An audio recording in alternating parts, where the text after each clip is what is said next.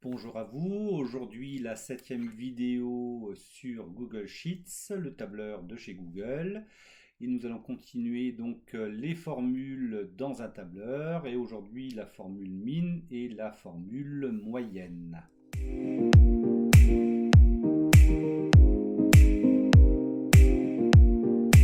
Un fichier est à télécharger dans les commentaires de la vidéo pour vous exercer. Pour mon référencement, n'oubliez pas de liker la vidéo et de vous abonner à la chaîne pour ne rien rater. Alors nous allons poursuivre l'exercice avec la formule min.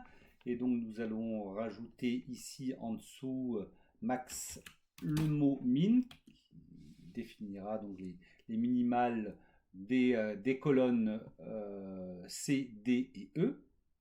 Et pour donc taper la formule min, ce qu'on va faire ici, c'est on va faire égal pour lui dire que on veut taper une formule. Ici, on va taper min puisque c'est vraiment la formule qu'on veut sélectionner. On ouvre la parenthèse. Ici, on va sélectionner la cellule C33 à C3. On va fermer la parenthèse, on fait entrer et automatiquement ici nous allons avoir le chiffre le plus petit de la sélection qu'on a réalisé. Et donc c'est 18,6. Il n'y a pas de chiffre plus petit ici dans notre colonne que 18,6. Je vais cliquer ici sur fonction. Là on a min.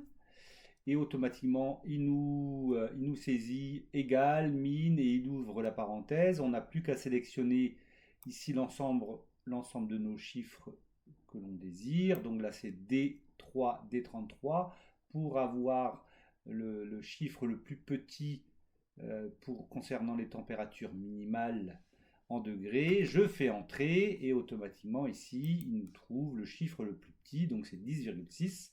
Il n'y a pas de chiffre plus bas que 10,6 dans la sélection D3, D33.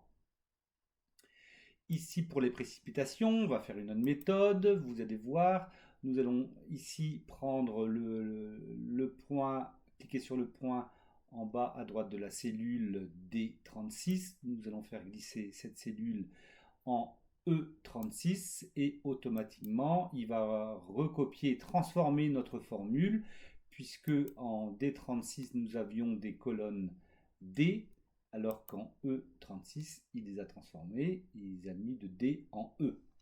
Et donc là, le chiffre le plus petit de la sélection E3, E33 est 0, et effectivement, nous avons des jours où il n'y a pas eu de précipitation. Nous allons continuer avec les moyennes, et donc on écrit moyenne ici en B37.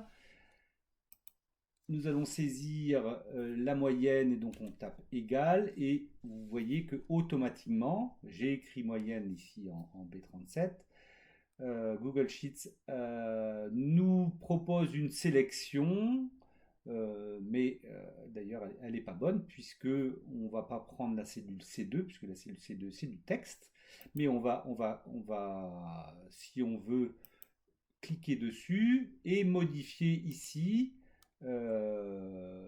la sélection en tapant C3 en faisant entrer et automatiquement il corrige la formule qu'il a proposée.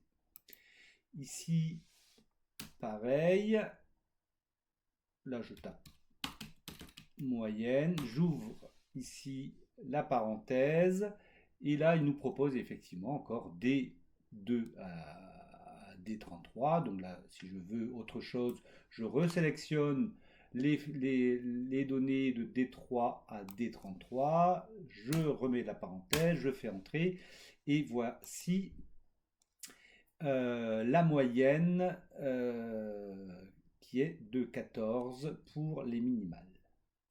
Ici, on va faire glisser aussi la formule de la cellule donc D37, je vais la faire glisser en E37.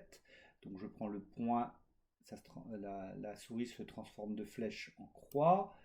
Je fais glisser en E37 et là, il nous met 1,80 qui est la moyenne des précipitations du mois d'août par jour.